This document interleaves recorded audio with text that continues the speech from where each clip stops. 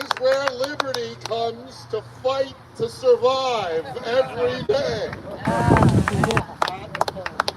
I'm glad you're here, and I'm glad you're activated against the bad tax policies and bad budget policies that the current governor and the state senators that Jolie mentioned and the legislators who support the current governor are forcing through this building onto the people of Washington State.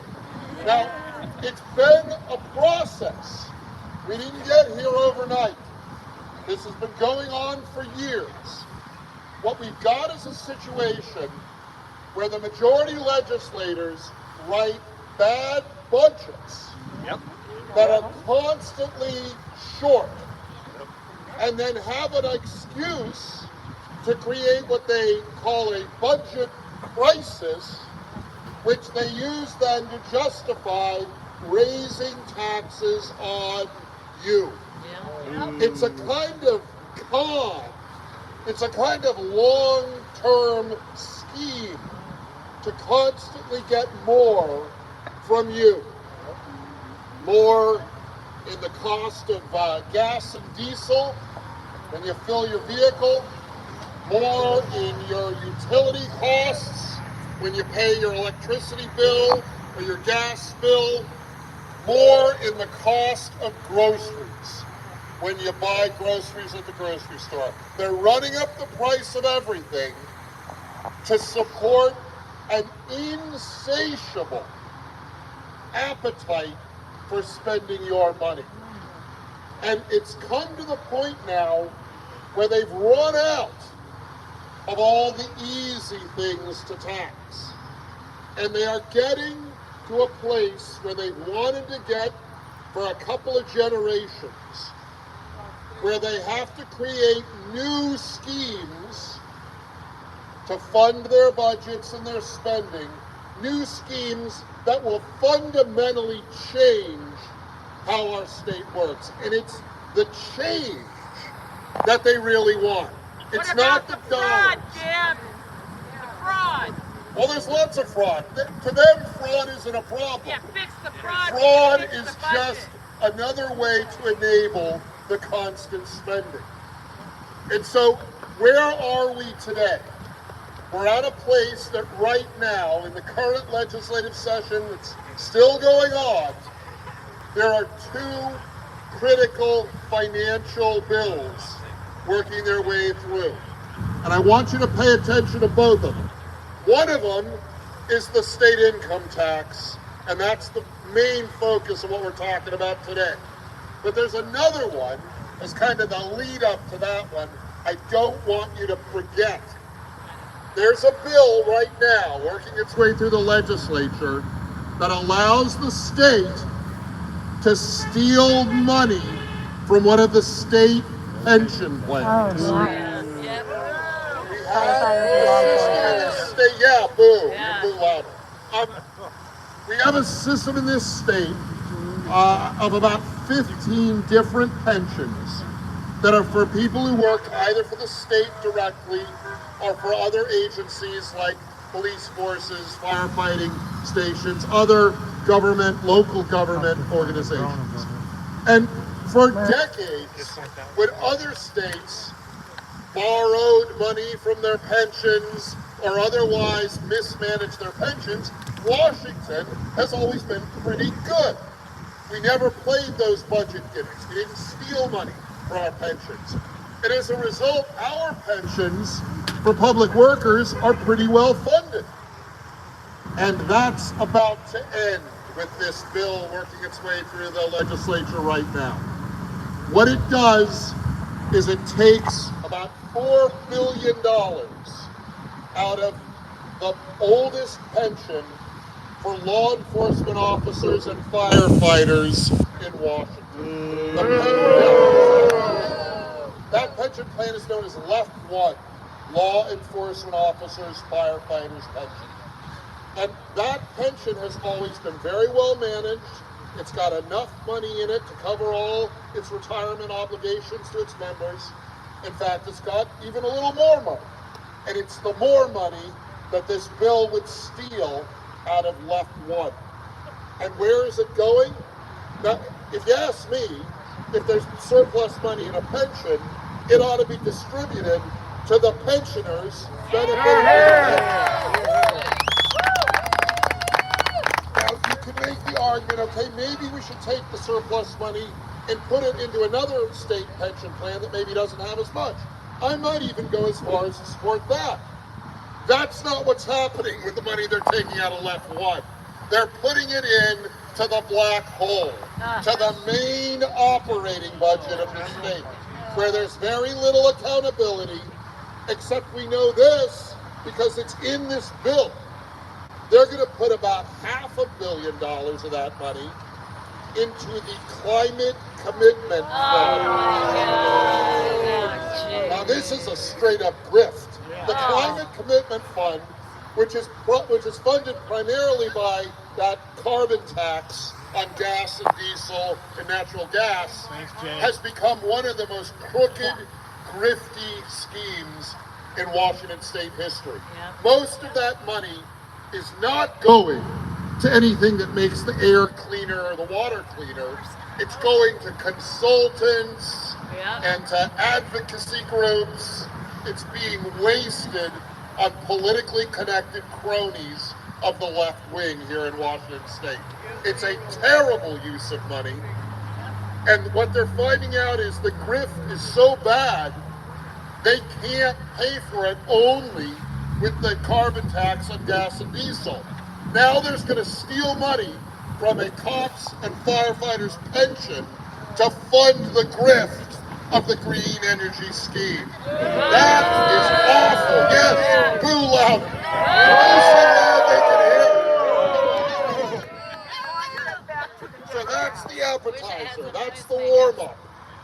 We get to the real big problem, which of course is Senate Bill 6436. This is the state income tax. Now, the current governor has played a little game. He's played a little game where he wasn't sure he really liked it. He didn't know. Maybe he'd sign it, maybe not. Oh, yeah. This is a joke. The current governor's own staff helped draft the Senate bill. He's been behind it from the beginning. And the little game he's played of, well, maybe I support it, maybe I won't. You know, he plays chess a lot, this current governor. He talks about it, what a great chess player he is. That's, of course, in chess they call that a feint. It's a fake move designed to fool your opponent. He's always supported this state income tax. Now, he started out calling it a millionaire's tax, but you'll notice they're even backing away from calling it a millionaire's tax. Already they're admitting it's going to be a tax on more people than just millionaires. And that's the long con here. They've always wanted to make a state income tax.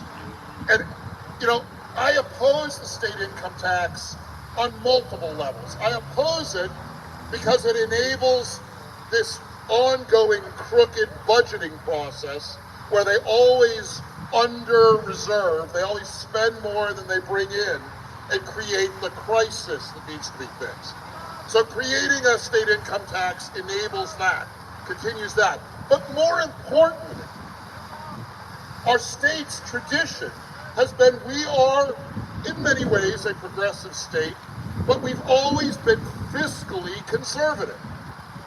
And the state income tax is, to my mind, the best measure of fiscal conservatism. The fact we didn't have one, have never had one, is the greatest testimony to our fiscal responsibility. A state income tax is more than just the money that they'll take from you. And the money they'll take from you, by the way, is 9.9% of whatever you earn, on top of whatever else you're paying. But it's more than just the dollars. It's about control. When you put in place an income tax system, you put in place a system of demanding information about free people that the free people don't currently have to give the state government. The process of implementing a state income tax means you're going to have to tell the State Department of Revenue, that's our state's version of the IRS, a bunch of personal information. Right now, you don't have to tell the state government. You got to tell them how much you make. You got to tell them who pays you for what you make. You got to tell them when you work and when you don't work. You got to tell them where you work. You got to tell them a whole bunch of stuff about what you've got. If you've got some money invested, if you've got maybe a rental house you use for a little extra income, you got to tell them all this stuff about yourself that right now you don't have to tell them. And that, as much of them as the money, is what the state bureaucrats really want. They want you to have to report the details of your life to them, because then they know more about you. They know where you are. They know what you do. It's about control. And the thing about this state is we've always been about people not being controlled by the state government. Our state constitution, some of you have heard me say this before, in many ways is better than the federal constitution in defending certain rights that you have from nature and nature's God by just being a person. And those rights include a right to privacy, which is more clearly stated in the state constitution than it is in the federal. In Washington state, as someone who lives in Washington, you have a very strong right to privacy, to not be interfered with in your private affairs and papers. That's what the Constitution says. You also have a much stronger right to what the state Constitution calls absolute freedom of conscience than the federal Constitution gives you. And absolute freedom of conscience means many things, but it means that the government can't get into your business if there's no good reason for it. So when you think of this state income tax, it's about the money, yes. Will it chase business out of state? Yes, it will. Are people who own businesses going to be more likely to move to Idaho or Texas or Arizona? Yeah, they are. It's already happening, that's true. You know, that's a problem. But it's also going to be a problem from those of us who stay, because it's going to mess up the freedoms that we have by living in this free state. So we oppose the current governor's state income tax scheme. Yes, we do. Hear, hear.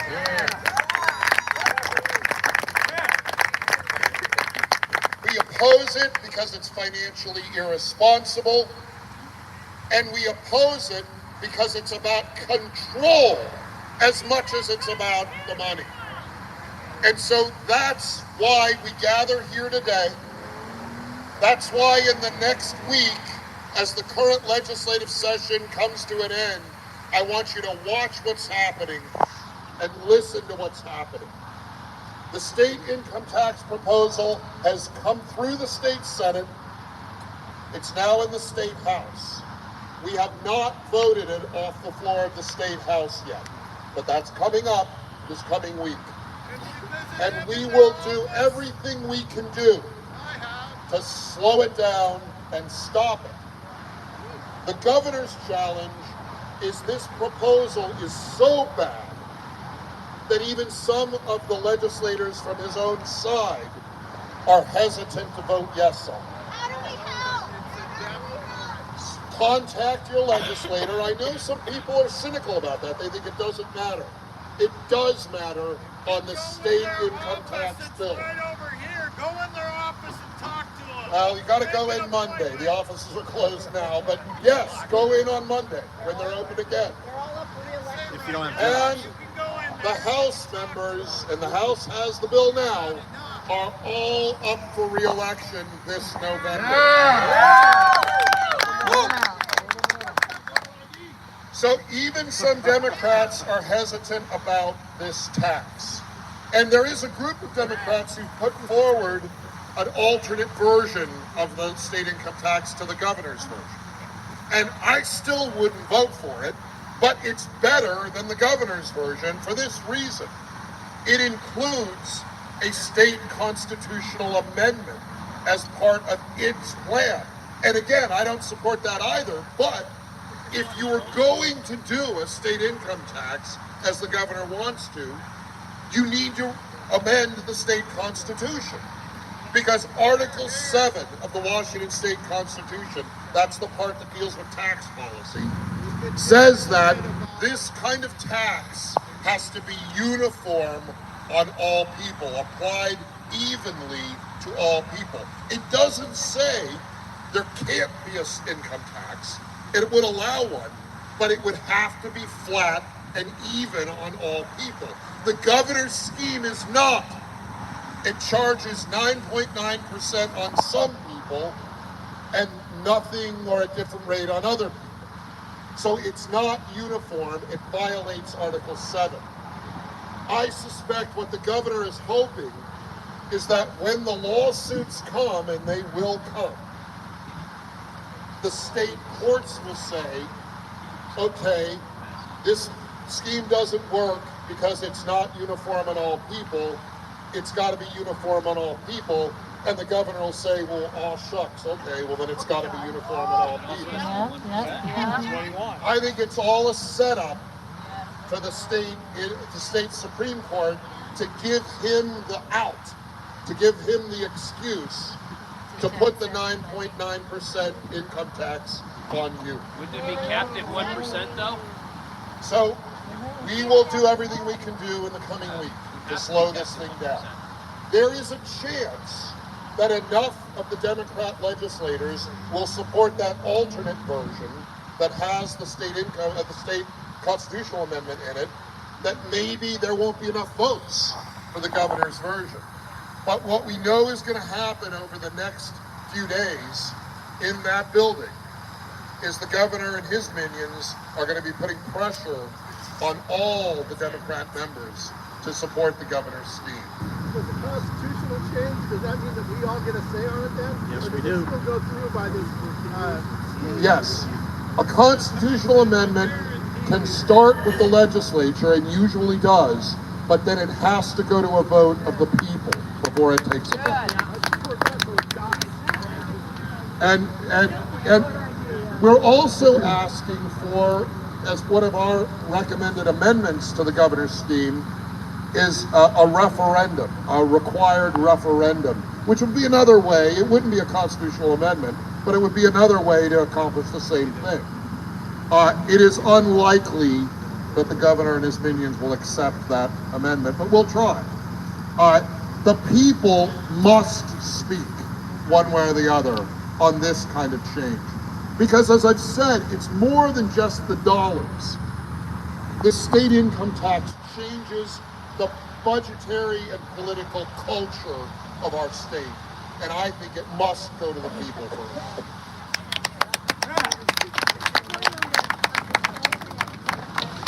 I forget what the number, she asked what the bill number of the alternate is. I forget, it was championed by Amy Wallen, W-A-L-E-N. She's a member of the House of Representatives. So I would just, well, you can go to ledge.wa.gov, the legislative website, and you can look up bills by sponsor, look under Wallen, and you'll find that bill there. Did you talk about the Law GOP initiative? For voter ID. We do have a voter ID initiative that is out gathering signatures basically starting in about a week. We ran a similar initiative last year. We did not get enough signatures on it to qualify it. So we're going to try again. This is the same idea. It is a requirement that when you register to vote, you have to show ID and proof that you're a citizen in Washington State. It does not affect voting. It affects registering to vote. So there have been a lot of questions, well, do I have to show ID when I fill out my ballot? No. The point of control, the checkpoint, is when you register to vote. And it would do many things. It would clean up the voter rolls because it would give every county 2 years to update and check their registered voters to assure that they are, in fact, legal voters and citizens of the state of Washington. So that initiative is similar to the one we ran last year. It's a little more refined, so we think it would meet any kind of court challenge. But that one will be out gathering signatures through the spring and the summer, and we hope to qualify that one this year. Go ahead. Back to the income tax, if your representative is against it, who can we contact in that committee or the House? It's a good question. If your representative is already opposed, who do you contact? Well, you can basically contact any Democrat legislator, especially in the House, because remember, it's already passed through the Senate, the state Senate. Any Democratic legislator in the state House, and encourage them to vote no, to oppose or abstain. The reason that this bill hasn't already had a floor vote in the House is the Speaker is not certain that she has enough votes to get it through. And so they're still in that twisting arms phase. So if there is time to contact any state House member and say, please oppose this unconstitutional, illegal, and unpopular bill. It was just a couple of years ago now that the legislator voted on an initiative that qualified to say there would be no state income tax. This is what one of the senators called a pie crust promise. They broke it soon after they made it. So there's a sort of shamelessness in all this. I mean, some of these legislators are lying and bragging about lying. So we need to teach them a lesson that there's a consequence to lying to the people. Go ahead.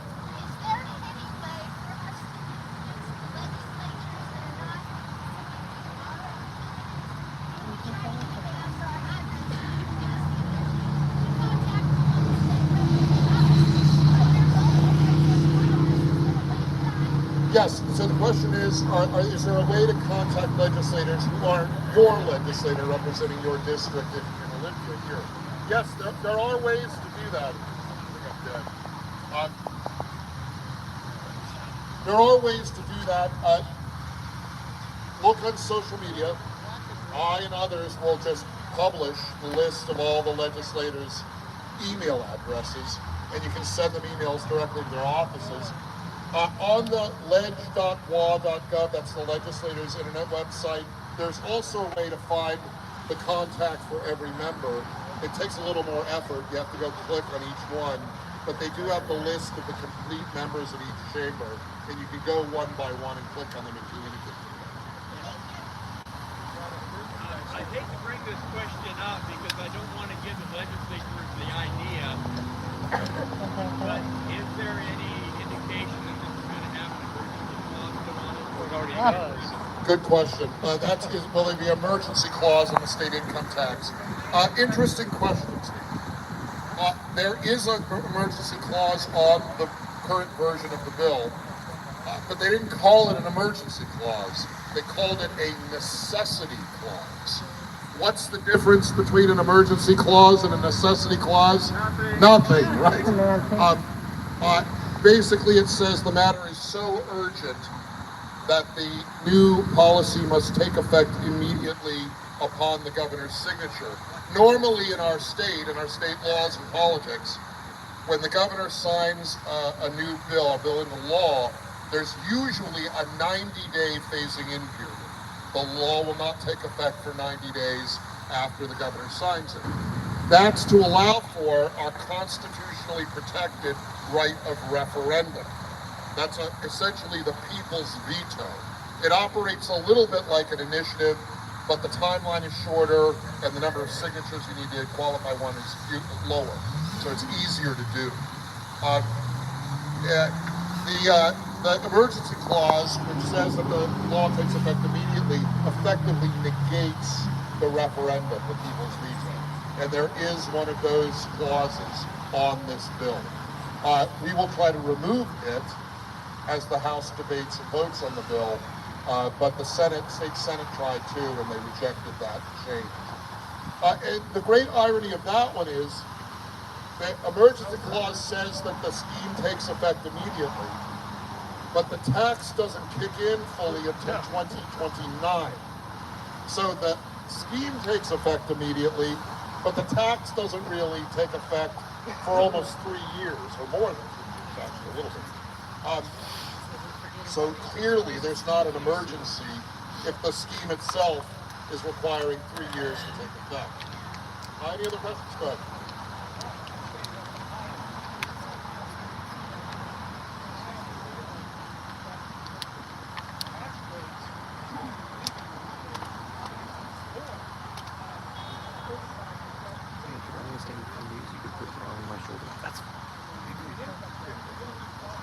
A lot of thoughts on that. So the question is about the state's estate tax, a different tax than the state income tax, and that you often hear it referred to as the death tax. That's the amount of money that your estate, whatever you have, has to pay after you die in order to leave anything you've got to your heirs, your children, your family. Washington State currently has the highest estate tax, the highest state death tax in the country. That is not going to lead people to leave the state. It is already leading people to leave the state.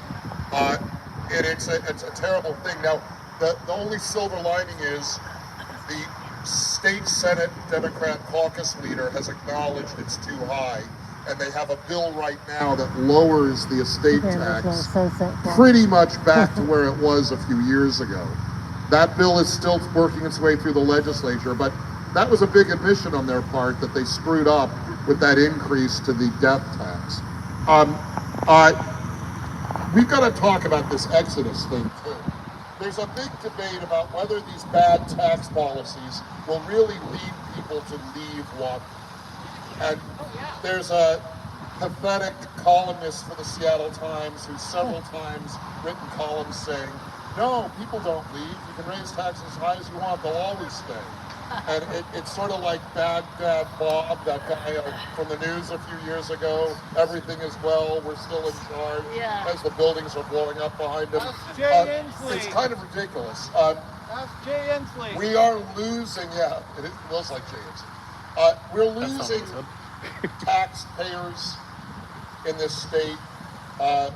Multiples a day. We're losing one about every half hour, moving to other states.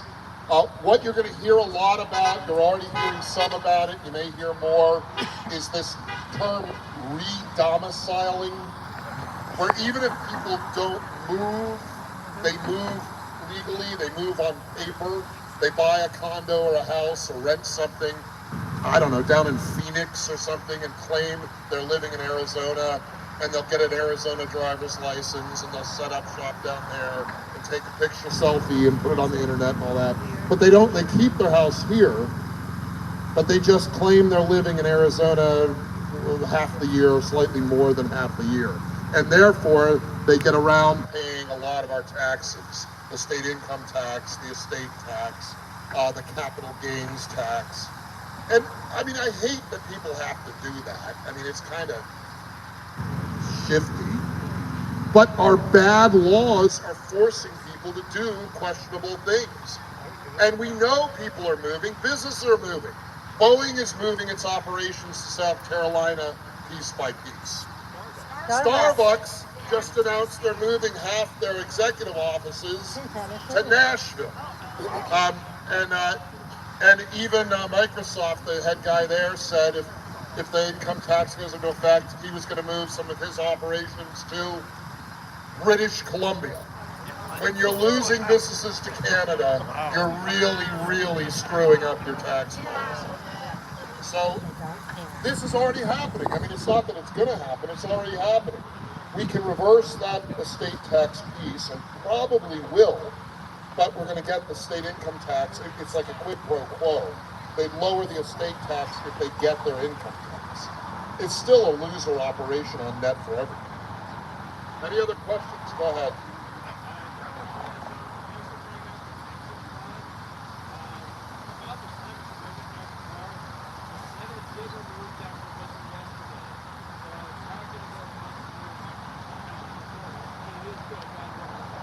Well, and we have to see what happens in concurrence. So there's nothing is guaranteed on that front. The Senate did make that a little better, but when one of the chambers of the legislature makes an amendment on a bill that started in the other chamber, there has to be what's called a concurrence vote. The first chamber has to agree to the changes. If they don't, they can strip the changes off the bill and put it back where it was. And I wouldn't spike the football yet. I still think that money's going to the Climate Commitment Act. All right, any other questions? Well, this is good. It's turned into kind of a Q&A session. Great, thank you. All right, This is well, awesome, anyway, guys. thanks for being out here, everybody. Let's hear it.